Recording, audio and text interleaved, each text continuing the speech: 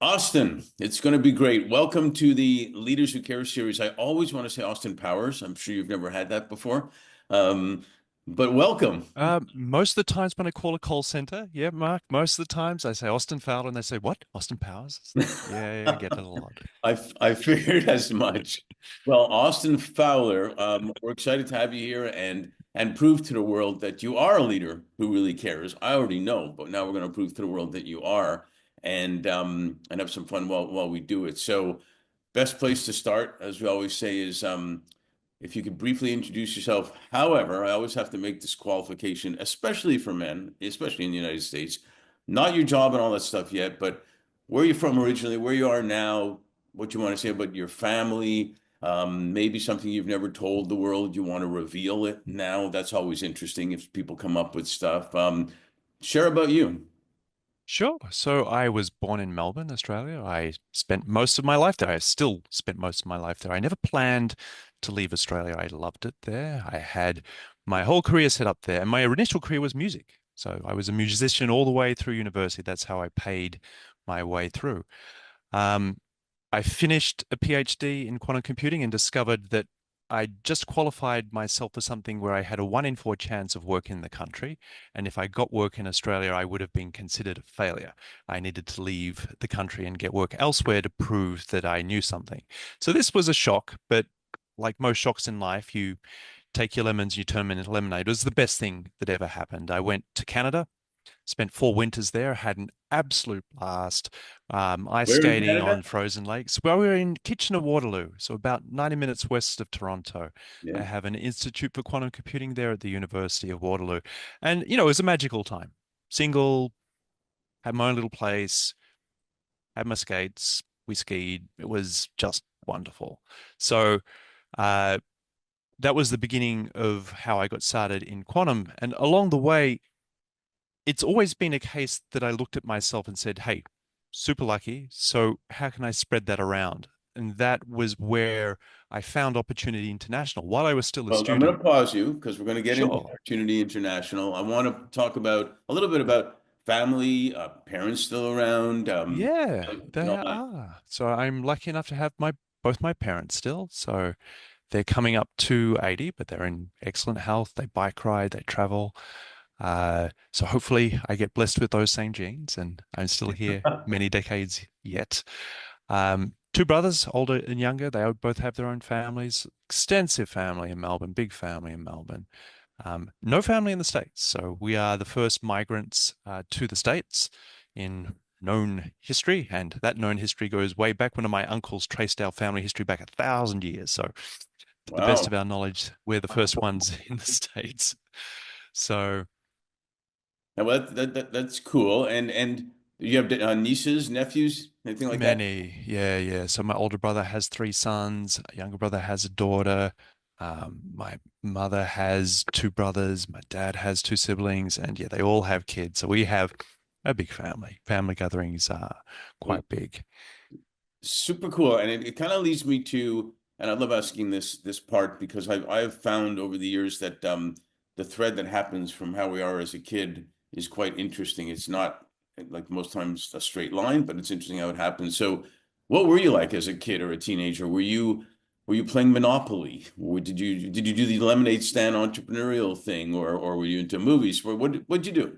Lego and music. I loved playing with Lego, building crazy constructions, and music was always my passion. Piano, singing, I was in choirs. As I grew up, I tried other instruments, played the flute for a while, played the viola for a while. I worked as an accompanist, so I would play piano for choirs. So I was on stage a lot. Later, I moved into conducting. So music and Lego would probably be the top 2 things as a kid. I loved drawing, I loved creative writing. I loved walking. So getting out in nature and walking. I grew up quite Awesome. a distance from the city. So it was a really beautiful area where you could just go out your front door and be amongst the trees, go out and hike. And so I did a lot of that. A lot of my thinking was done just while walking. So those were really my major activities, catching up with friends. We did Dungeons and Dragons, lots of computer games. You know, I had a really good childhood, really good. Um, very, very happy with everything my parents provided me, all the opportunities to just be me and do the things I really wanted to do.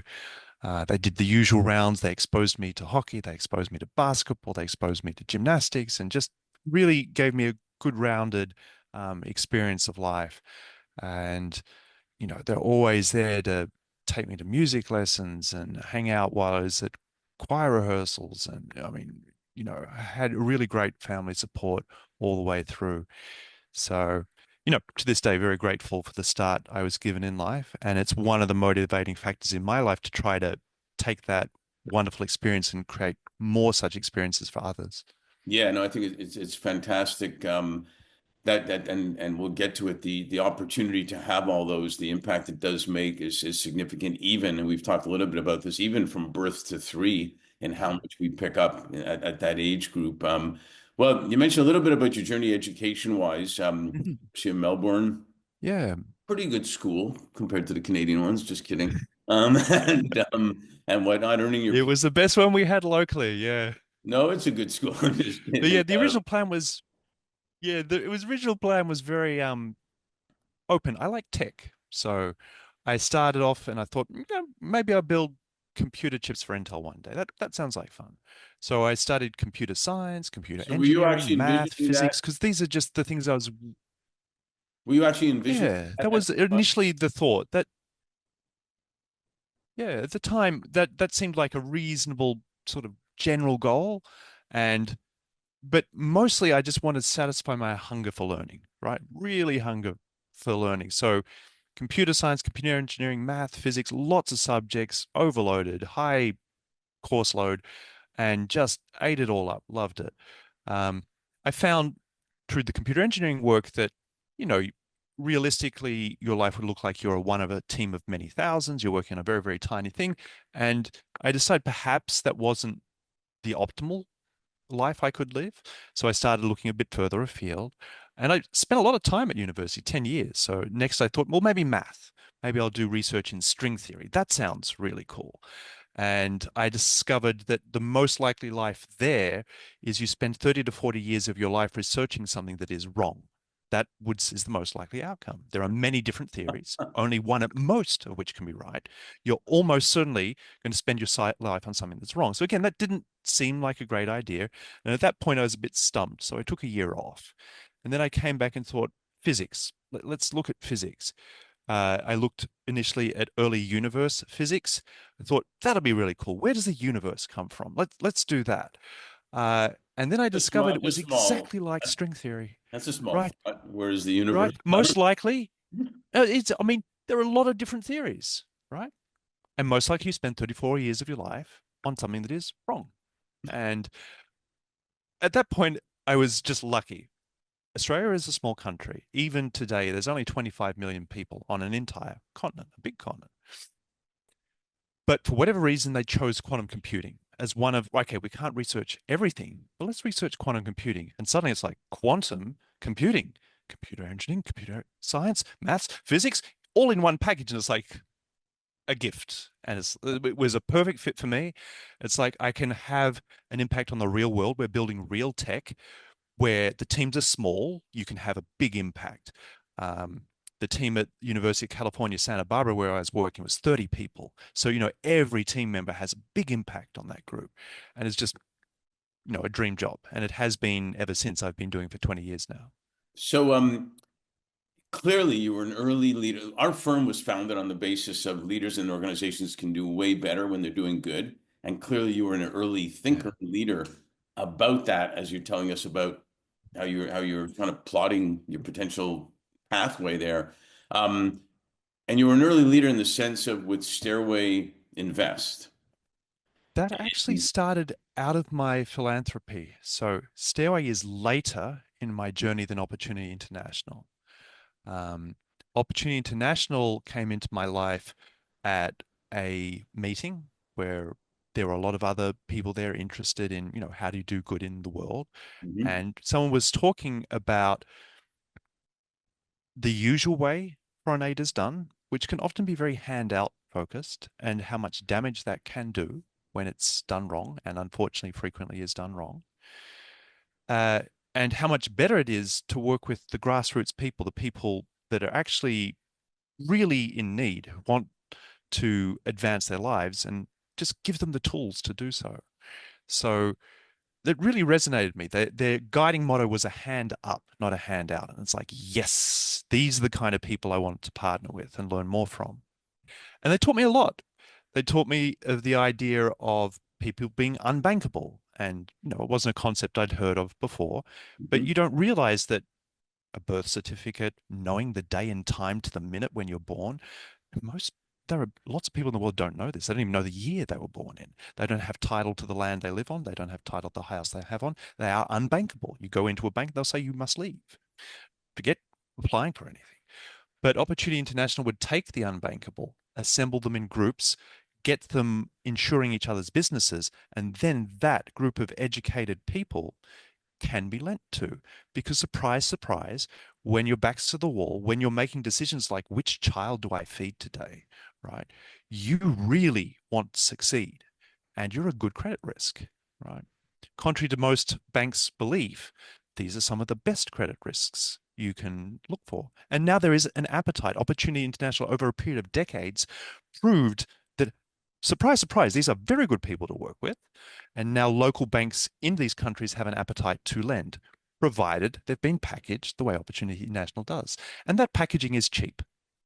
Opportunity International in 2022 spent 30 million in donations, educating people, packaging people, and they got $2.7 billion of capital from local lenders into the economy, into the hands of the aspirational poor. And that moment was a real light bulb moment for me. It's like, aha, right? This is Yeah. not an intractable problem. There are actually good tools, good organizations that have very credible plans for how to solve this, not band-aid it, but develop an economy. Give the dreamers an opportunity to grow and build their own economy in their own way. And from that moment, it's like, I need to help these people. I need to donate to these people. I need to do whatever I can to help this organization grow. And of course, at that time, I was just a student. The best I could do at that time was 25 bucks a month. I didn't have a lot. I was a musician, right? Just going through university. I didn't have a lot, right? Um, and not just that, I was setting myself up for a career in physics, which I love to this day, but also it was not likely to pay very much. So, I moved to Canada. I crossed the world. I spent 10 years at university for a job that paid $50,000 a year Canadian, right? I would have got more money as a plumber or a carpenter in Canada, right? And I would, with no need for college. Okay. So you're doing, at a certain level, selfish artistic work. I was pleasing my own intellectual needs by doing quantum computing, and I still look at it that way. And therefore, I decided that was not enough, right? So I started Stairway. I thought, hey, if Opportunity International can go to people that are illiterate and turn them into business people, leaders, surely I can do something in the first world similarly. Surely I can take some small investors, assemble them in a group, and build a brand where we can all raise capital and grow in a way none of us could do so separately. So that was where the idea from Stairway came from. It came from Opportunity International. We are doing in the first world exactly what Opportunity International does in the third world. And it works. Right? People come together, they learn how to raise capital, they share their knowledge about investing with other people. You want to learn how to flip a house? You open an account with someone that knows how to flip a house, and you get paid to learn. You work one-on-one with your manager, and until you can do what they do. So that's what we do, and that was all so I could donate more, and not just that. Anyone that's lived in the US knows that building a business, building your own personal net worth, it opens doors. It gives you a voice. People will listen to you. And if you haven't done that, closes doors. People don't listen to you, right? So part of having a voice was building a business to give me the credibility to talk to people that could help Opportunity International. It's a very conscious, deliberate part of why I did that. And that also works. That works very well. So, this year, cutting a long journey short, we are giving away, Stairway is giving away $334,000. So if anyone is listening to this chooses to donate to Opportunity International, I will match it. Just contact me. Tell me what you donated. I'll match it. And I can Um, tell you not where he lives, but I can tell you how to get in touch with him. yeah, yeah, contact me, chat, right? I'd love to share more details about their mission, and whatever you donate, I'll personally match it. And let's see what people we can bring into this community because they have a right way to make the world a better place. People need to know about them. They currently serve about 20 million people, but why not 200 million? Why Right. not more? We just need to get the message out. And, I need everyone that hears that to think, okay, this is a great organization. They've been around for over half a century. They know what they're doing. Let's raise their awareness, let's raise their funding, and let's help people the right way and really make a big, big difference. Well, And I've always just interrupted for a minute. I love Opportunity International, and obviously we're going to do a lot more. But I've always loved the idea, that statement of giving people a hand up, because people people really want to succeed. People want to show their value. Every single person has value. People want to belong. They want to make a contribution. And the limiting of the expertise, the resources, the ambition, the passion of so many millions of people because of this is illogical, and it doesn't make yeah. any sense, which is the more the reason to do what you're doing. And there is talent there, just unbelievable talent there. And a lot of what Opportunity does is just conversations with people to unlock like that. For example, they'll start with a person and they'll come in and they think they have nothing, right? And then they'll talk and then they might find you can draw quite well. You can take words and ideas and turn them into pictures. So this person is completely illiterate, but they can translate a business plan into a series of pictures that other people understand. And they go, you have a superpower. We need you to work with these other people to take their illiteracy and turn their business plans into pictures. All right. We need you. And it goes from there. People are capable of so much with just a little bit of self-belief and just a little bit of Right. prodding in the right direction. They can take their dreams and make them grow. Opportunity International does not come in and say, oh, you should do this. They say, let's chat. What is it that you want to do? Let's make sure we connect you with the right people and let's get that happening. It's just the right way to do it. Everyone knows you don't give people fish, you give people fishing rods, right?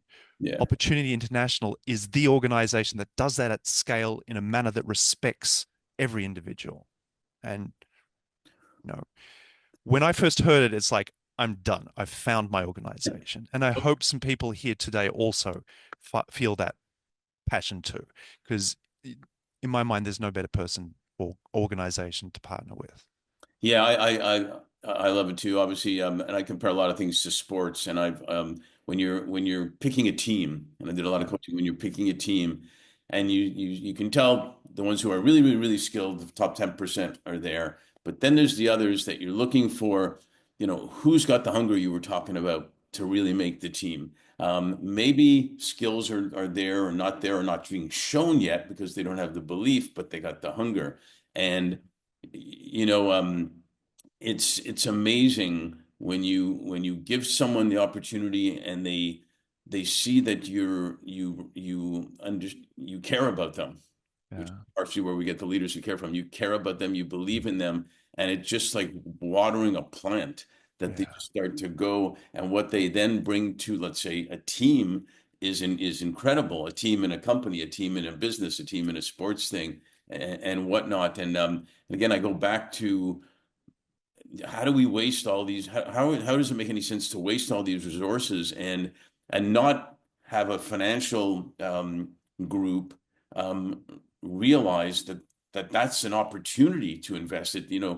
If you don't need a loan, and those are the ones you give loans to, what's the purpose of that versus others that really need the money to build Yeah. something great? That's a big purpose. Yeah. Yeah. And just going back to that hunger need, you know, there's internal drive, that hunger, and there's also real hunger. You know, Right. poverty is not just an inconvenience. Oh, you have a dirt floor. It kills people. It kills 9 million people a year through starvation. And Yeah. starvation is not a good way to go. It can take years. This is one of the worst ways to go. 9 million people every year. That's 2025. 800 million people are so hungry, they don't reach their full height. They don't reach their full mental capacity. That's permanent damage. You cannot recover from it. And that's tragic. That's 10% of humanity that doesn't get to be their best version of themselves through poverty. So that's the need. It's not a case of, oh, it doesn't really matter. These people are fine. They're not. And the tools they need are financial inclusion. Let me participate in the world too. And that's what Opportunity International does. And just to recap the numbers, 20 million people in 2022, 30 million in donations. That's $1.50 per year per client. 95% of their clients are women. That one client is really a family, typically at least 5 people. That's 100 million people on $30 million. And how is that possible? Because they work at it. They look at there and say, all right, I don't want to be paying for the provision of these loans. So you partner with a local bank. You get them to send out their own loan officers. You teach the bank that these people are bankable. They will make money by working with them. And so you move the cost off your base. You teach your clients how to grow bigger so that the bank makes even more profit. And then they take that cost off you. There is a very reasonable argument to say we want to help. So if you're a business leader out there that knows how to make an organization grow, we want to help Opportunity International grow to the point where it's not a charity anymore, right? Where it's a self-sustaining ecosystem where the bank will pay an Opportunity International field operative to go and educate their loan officers on how to assemble these groups and make it happen, because it's in everyone's interest. It's in the country's interest, the grassroots person's interest, and the bank's interests. And then Opportunity International can take hands off. And this has happened. Their insurance arm, their micro insurance arm, became a for-profit enterprise. It's not like this is a charity case. We have to keep shoveling money in their direction. These are ideas that work, and we need a few wealthy, educated business leader, how to 10x your business type people, coaches, to come and say, you know what? We can take your charity and turn it into a thriving, virally growing business that helps people at scale. Not just the 20 million scale, but what about the bottom billion people on the planet? It has been done. Businesses have done this with worse ideas than this. Yeah, So, we need to get people excited about turning this into something that just grows. yeah, and I think it's also a value to the companies in the community. It's a value, obviously, to the Yeah. community in itself. Is there an age where Opportunity International starts with? That's an excellent question. So typically they are working with the parents of a family. Um, that is where the best foundation for growth is. So you're typically working, 95% of their clients are women, so they're typically mothers. So that is usually where it starts. Um, but it is an excellent question how far that model can be pushed down the age scale. And I'll tell you why I And ask, because on this podcast we've opened up now to 8 to 18-year-olds that are doing amazing things. We were calling them the future leaders who care, but they're actually the present future leaders who yeah, care. yeah, And yeah, I think they would be not only good teachers, and maybe even people could work with them as they grow their yeah, business and support each other. And it's quite amazing. And when you talk about nourishment, I know a lady who's the CEO of a company that is bringing nourishment to young kids in school. And it's what you hmm talked about before. It's not total poverty, but if they're not getting the nourishment, they're not blooming to do exactly what you were talking about either. Do you work yeah. around the world, including North America, or where do they work? And is the school a connection there potentially? Yeah, yeah. Opportunity International is a global company. They work in 33 countries and they go to the places where the need is greatest, the poorest, the poor countries. Um, there is nowhere that they couldn't and shouldn't be. These are general techniques which could, in principle, be deployed anywhere, right? Finding what people are good at, connecting them to business plans and capital. This is a universal need, right? Um, And a e- good example of that is you're now starting to work with Becky at Rising Star. Yes, we are. So, for those that haven't heard of Rising Stars, it's a very similar organization in many ways to Opportunity National, but their sole focus is on people suffering from leprosy. So, they'll go in there in a very similar way. They work out what business talents they have. They work on providing great schooling for kids, and they develop the community, focusing on self-sustainable, thriving businesses. So, we're very excited. Opportunity International is now working with that organization too. Lots of opportunities for synergy and growth together. So, Opportunity International is a conglomerate of many like-minded organizations. One way they grow is, and if you're an organization listening to this, come and talk to Opportunity International. They have a whole range of digital and intellectual tools and experience, and work together, right? There's a lot of opportunity to do that. You don't have to give up your brand. It's just shared infrastructure where everyone wins. Yeah, to me, I see it as what we call an omni-win for sure, where the community wins, the corporates that want to get involved win, Yeah. the banks win, you name it, everybody wins. Because if the whole community is not, it's a drag down in terms of all aspects. Number one, losing value of people and their Mhm. expertise and the value, but also healthcare costs, crime, all that type of stuff happens. That's right. When you give people the ability to look after themselves, they can go and find their own doctors. They can buy their own malaria net. They can go and buy their own vitamins and vegetables and everything that they need to look after themselves. And obviously, again, that's more respectful to the individual than giving those things which don't actually change their self-sufficiency and capacity. So, A quick question, I can't remember, is there any specific industry or business types that stand out or are more um, used or more engaged with by Opportunity International? yeah, education actually. So, one of the core problems in many of these countries that are very poor is the government education is just unfortunately very poor. They have a lot of problems with both children not attending, not being present, not being well fed and learning, and teachers as well. All right. They may not turn up for school, they may not be well educated themselves. So Opportunity International has a big push to try to break generational poverty through education. And that is a business, right? You can charge small amounts of money that are locally affordable, but are then sufficient to pay local teachers that teach properly. And so they teach people how to build schools. They help people open thousands of schools. So if there's one business that is one of the core focuses of Opportunity International, it is, let's show you how to build and grow your own school. Because there's huge need for that. People may be a long walk away from school. They may have no access to quality schooling at all. The schools that may be available may just not teach very much. It's underappreciated the extent to which someone in many of these countries that's gone through, all of elementary school may still be quite illiterate by the time they've finished their education, so to speak. So addressing that is definitely a core focus. They have an entire education finance division that is about spreading education. They have 16 million students that they've touched through that work. But again, why not 160 million? Why not more? We need people listening to this to come in and say, you know what? I know how to scale a business. Let me help you. Right.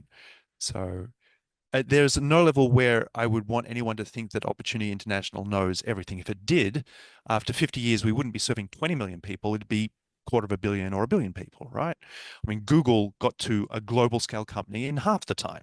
Okay. And the idea of assembling people into groups that can access capital to grow is at least as good as a search engine. All right. It's at least as impactful, if not more. Okay. You're right. Well, I think a lot of people are going to be inspired by this. And a quick question: how do you balance your quantum physics work at Google with Opportunity International? Yeah, I don't need a lot of sleep. I never have. I work a lot and I like what I do. Well, Yeah, I mean, it is a lot to juggle.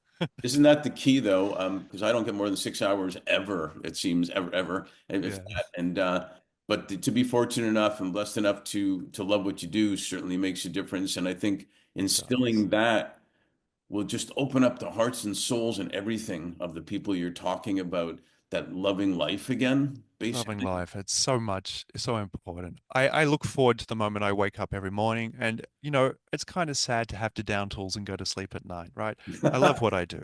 From the quantum computing research to building Stairway and helping people grow financially to spreading the word about Opportunity International and trying to help people at scale.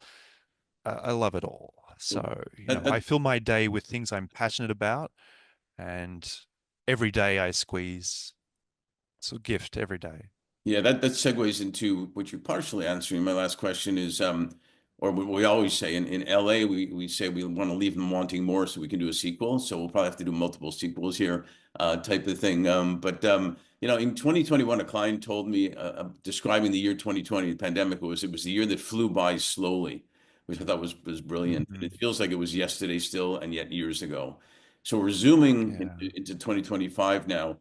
You've a little bit answered what are you most grateful for? Um, Mhm. and what are you most hopeful for? I'm hopeful that people connect with the message here, right? People realize that their fortune, whatever that may be, the fact they have time on their hands, the fact they have resources in their hands, the fact they have education on how to build businesses, that can be used to help a lot of people, right? I mean, at the cost to help a person that Opportunity International runs, a few $1,000s a year can help many thousands of people a year, right? It's hugely impactful. And if you have the capacity to help them grow, it's possible to reach millions. You can take your life, your good fortune, and turn that into something that touches millions of people. So treat Opportunity International as your opportunity, right? It's your opportunity to leverage everything you've been fortunate with and help people at scale. So everyone listening to this is a fortunate person, right? You wouldn't be listening to this if you didn't. It requires a computer, right? It requires an internet connection. You're a very fortunate person. You can take that gift and share it so far, so much further than you thought by partnering with the right organization. So, send an email, get a conversation started. It costs you nothing. And I'd be very happy to chat with you and show you how you can help yourself feel amazing because your life is now impacting so many others. Yeah, we'll make that happen. And the best thing about it is the pay it forward that happens from the people that you've helped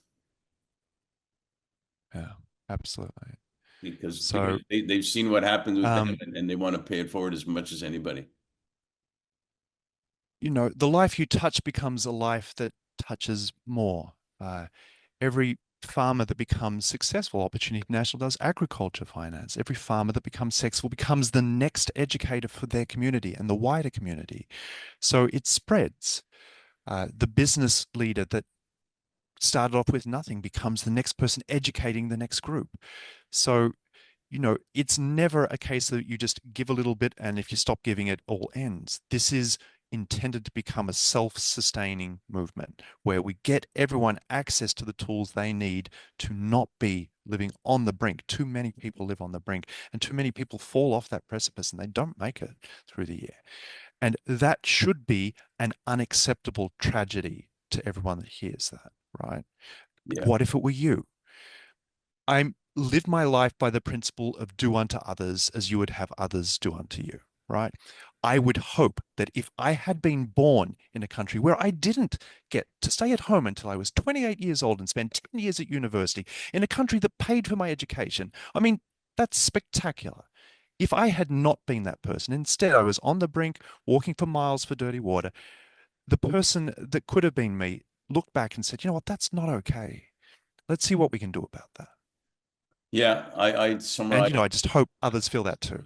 Yeah, I summarize it a lot of times thinking we have to take things more personally now, where Yeah. it's not someone else somewhere else. It's not whatever it may be. We have to take things personally. If one person on the news says one or two people died and we're like, oh, that's pretty good today, then that's ridiculous type of thing. Yeah. So, hey, Try listen, to put yourself in people's shoes and think, 100%, what would you wish the you that you are now would have done if you had been them, right? 100%. Well, I am grateful that you are a leader who cares, and now a new friend, a real good friend, and stuff, and uh, Thanks, Mark. and I'm hopeful actually for the same thing because this is super important, and we're on board, and we're gonna help out. So, thanks for being all that, and thanks for joining us on the series. My pleasure. And thank you for the opportunity. Thank you for listening to the Brand Called You videocast and podcast, a platform that brings you knowledge, experience, and wisdom of hundreds of successful individuals from around the world. Do visit our website www.tbcy.in to watch and listen to the stories of many more individuals. You can also follow us on YouTube, Facebook, Instagram, and Twitter. Just search for the Brand Called You.